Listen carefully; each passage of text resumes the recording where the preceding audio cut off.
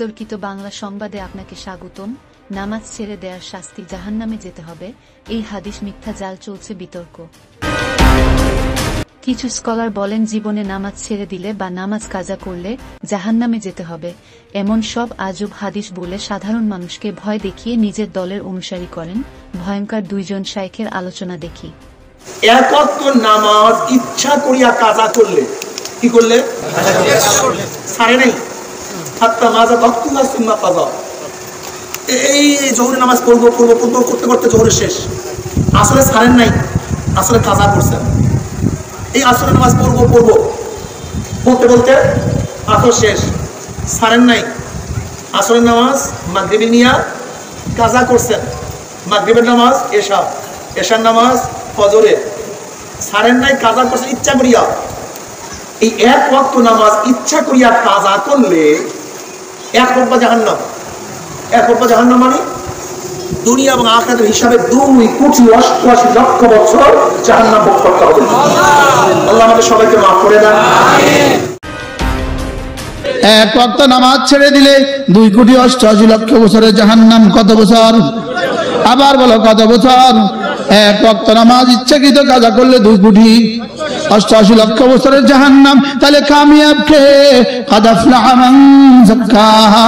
দুইজন শাইখের আলোচনা দেখে বুঝলাম নামাজ ছেড়ে দিলে বা নামাজ কাজা করলে জাহান্নামে যেতে হবে।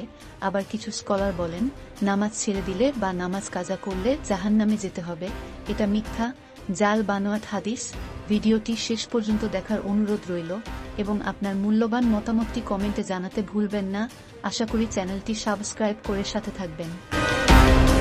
বলছে একজন মুরব্বী ফাজাইল আমলের মধ্যে আসছে 39 পৃষ্ঠার হাদিস, 116 পৃষ্ঠা বাংলা ফাজাইলে নামাজ অংশের মধ্যে আসছে, যে ব্যক্তি এক ওয়াক্ত সালাত কাজা করবে ওই ব্যক্তিকে 2,88,00,000 বছর জাহান্নামে থাকতে হবে।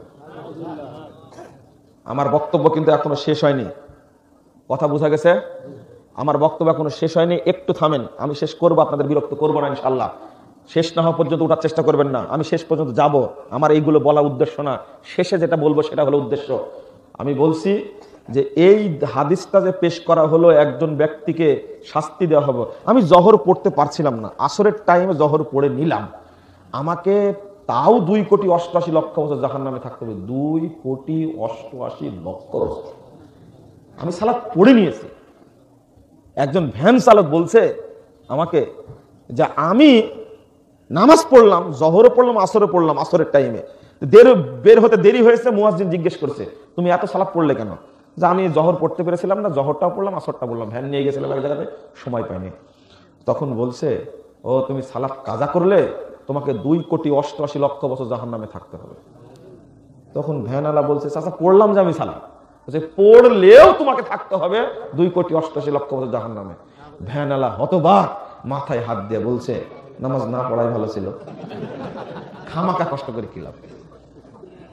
এটা কি হাদিস? কেন এই দাওয়াত চলে কি করে আপনারা জানেন না? কথা 2,80,00,000 হুকবা জানেন না? এটা 80 হুকবা জানেন না? মুখস্থ করলেন কোথায় থেকে?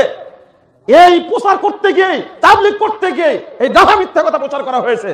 আল্লাহ নবী মুহাম্মদ সাল্লাল্লাহু আলাইহি সাল্লাম 1598 নম্বর হাদিস, 1600 নম্বর হাদিস, সহিহ মুসলিম খুলুন। রাসূল সাল্লাল্লাহু আলাইহি সাল্লাম একদিন জোহর, আসর, মাগরিব, এশা 4 ওয়াক্ত সালাত পড়েছেন মাগরিবের পরে। তাহলে সাহাবী এবং আল্লাহর নবী কত বছর থাকবে জাহান্নামে? একটু চিন্তা আছে মাথায়? আল্লাহ রাসূল বলছেন এই হাদিসের পরে, দেখেন বিশুদ্ধ কথা হলো এটাই যে 2,88,00,000 বছর জাহান্নামের আগুনে পড়বে এক ওয়াক্ত নামাজ কাজা করার কারণে। এই মর্মে কোনো বিশুদ্ধ তো দূরের কথা, কোনো আপনার দুর্বল হাদিসও নাই, বরং এটি সম্পূর্ণ জাল, ভিত্তিহীন। কোন হাদিসের কিতাবে এরকম কোনো কথা বলা হয় নাই।